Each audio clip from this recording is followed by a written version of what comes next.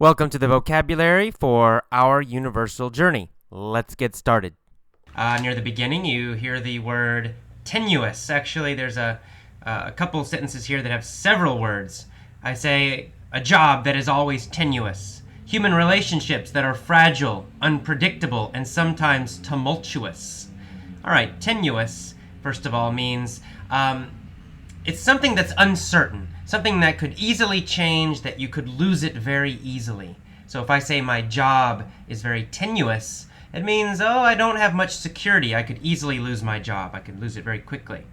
Tumultuous has the idea of being very full of conflict, full of emotion, changing all the time. Sometimes we might describe the ocean as a tumultuous sea, a tumultuous ocean. It means there are big waves, there's a storm. If we describe a relationship as tumultuous, it means that the people are always fighting and arguing and it's always changing, so it's tumultuous. All right, you'll see the word fatigue in the next sentence. I say that my body is subject to disease, fatigue, and aging. Fatigue means basically tiredness. It means being tired over a long period of time. So it's not just, you do some hard work and then you're tired. It's actually over several days or maybe months or even years. If you're always tired, we say you have fatigue. Or the adjective, you'd say you are fatigued with an ed on the end there. All right, next phrase, have a handle on it. In the sentence, I say, however much we think we have a handle on it, the truth is we really never know what's to come in life. Okay, so if we think we have a handle on it, to have a handle on something means to be in control of it, to have control over that. So if you have a handle on life, it means you have control over your life. You basically are successful at it. If you don't have a handle on something, it means you don't understand it, you can't control it, or you're not successful. Something like that. All right, in this, you see a couple times in this article the word impermanent. And impermanent is the opposite of permanent. Permanent means something never changes. It's always true. It's always there. If you talk about a permanent relationship, it means you're always together. Impermanent means quite the opposite. It means something changes all the time. It's never the same. So life, this is kind of this is definitely a Buddhist idea. Impermanent, life is impermanent. It means things always change. Nothing stays the same. All right, in the next sentence, I use the verb persist. We persist in our attempts to control life. To persist is to keep trying. It means to continue to try to do something. It means you do not quit. You do not give up. Usually it's a pretty positive word, actually. It's a verb, so to persist. So we persist in our attempts to control life. It means we keep trying to control life. We keep trying again and again. We never stop trying to control life. And in that same part of that sentence, you'll see the verb manipulate. I say we imagine that we can predict and manipulate future events. To manipulate, it's a little more of a negative word usually. Manipulate means to try to control or affect or influence something. You can manipulate a person, for example. You try to get them to do what you want them to do.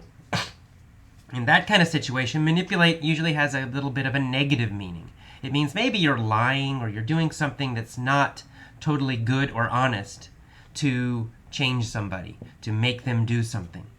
So when we say, he manipulated me, it usually has a negative idea that he lied to you so you would do something. Okay. But in this case, it's more of a neutral because we're not talking about a person. We're talking about manipulating events in the future and manipulating our own lives. Then it has a neutral idea. But if you use it to manipulate another person, control another person, it's negative. All right, catastrophic occurs in the next paragraph. I say, our best laid plans, that just means our best plans, are always subject to, can always have, catastrophic failure. And then later on in the same article, a couple of paragraphs later, you see the noun, catastrophe. It's the Alan Watts quotes. He says, to trust yourself to react appropriately when catastrophe happens. The noun catastrophe means a total, huge, big failure. Catastrophe means a disaster, right? Everything goes wrong. Everything fails. Everything falls apart. Everything is destroyed. That's a catastrophe. So the adjective is catastrophic. Catastrophic failure means a total failure, a disastrous failure. It means everything fails and falls apart and is horrible. So I'm saying that even if we have great plans, they can always have a catastrophic failure, totally fail. All right. In that same Alan Watts quote, he uses the phrase failure of nerve. Failure of nerve is really failure to trust yourself. Nerve has a few meanings, but in this case, nerve means courage. It means lack of fear, no fear. So failure of nerve means you're afraid. If you have a failure of nerve, it means you're afraid and you don't do something you should do. So he's saying that if you're afraid to do what you need to do, the real problem is you don't trust yourself. That fear comes from not trusting yourself. And if you want to be strong and courageous and have a good life, you need to trust yourself and not worry about the outside world and outside problems. If you trust yourself, you can handle anything. Okay. We see the verb obsess in this article a few times. To obsess. Obsess is usually used with either over or about. You obsess over something or you obsess about something. And to obsess means to think about something again and again and again and again. In fact, you only think about this topic or this subject. So if you obsess over external events, it means you're always thinking about what's happening in the outside world, and that's all you think about. You never think about inside yourself.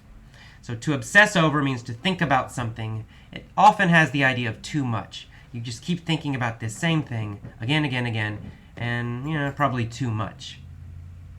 All right, you'll see in the next page, the second page of the learning guide, at the top, the verb overcome.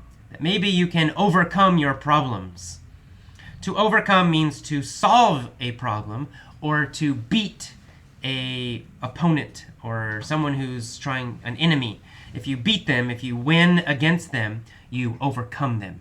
If you have a big problem and you finally solve it, then you overcome the problem. It means you go past it. It no longer is bothering you. All right. In the next paragraph, we see the verb imply, to imply. In the sentence it says, practically, this implies that our task is to seek out new experiences. Okay, to imply means to suggest. So this suggests, this information suggests to us, it tells us indirectly, not directly, but indirectly, not directly. It suggests that we should seek out new experiences. A task, by the way, our task means our job. A task is a job or a project, something you have to do. And to seek out means to find or look for. All right, in that same sentence, we see the word capacity. So we have to seek out new experiences, and we have to build our capacity to adapt to them. Our capacity means our potential, our possible ability to do something. Okay, so it has this idea of possibility, what you can do. Your potential, your possible ability, what you can possibly do, that's capacity. So if you build your capacity to adapt means change with a situation, right? If the situation changes, then you can change to survive. So if you build your capacity to adapt, it means you have more potential, more ability to adapt. When things change, it's easier for you to change also. That's building your capacity. All right, and then in the next paragraph, we see the phrase, the common thread. This is a very common little idiom in English. I say Joseph Campbell identified the common thread running through the mythological journeys found in most cultures. Okay, myths are stories, usually kind of religious stories, spiritual stories. So they usually have some deeper meaning. So mythological journeys means spiritual trips, spiritual travels. And there are a lot of stories in all parts of the world, all religions, about these big heroic stories of heroes going on trips, going on a big travel, fighting against monsters and coming home. Those are mythological journeys. And he said the common thread running through them, that's a common phrase, common thread running through them. It means the common idea. It means even though all these stories are different, they have a common idea, a similar idea. So we use that phrase a lot, the common thread running through something. It means the common idea, the similar idea. All right, and then we see the in the last paragraph, we see the word face, but we're using it as a verb, so it's not the face on your head. It says sometimes we must all face life-changing challenges. We must all face loss. So to face something means to meet it, to encounter it, to deal with it. So if you say, I must face this problem at work, it means you can't run away from it. You have to deal with it. You have to handle it. You have to solve it somehow. You have to meet it. You can't escape it. That's what to face means, using it as a verb. All right, and finally, in the last sentence, we see the word universal. This is also in the title. This is the universal journey. Universal is an adjective. It means something that is true always, all the time, for everyone, in every place. So it has this idea of something that is true always. It's not just true for Americans, or it's not just true right now, and it's not just true sometimes. It means it's always true. It's true everywhere. It's true for every single person. So that's universal. So this is the universal journey. Means this is the universal trip, the universal travel. It means this is a trip that everyone must take. Everyone in their life at some time must face these problems. Everyone will experience loss. Everyone will have to face impermanence, change. Everyone will have to face their own death eventually. These are universals. Everyone must face them. Okay, that is it for today's vocabulary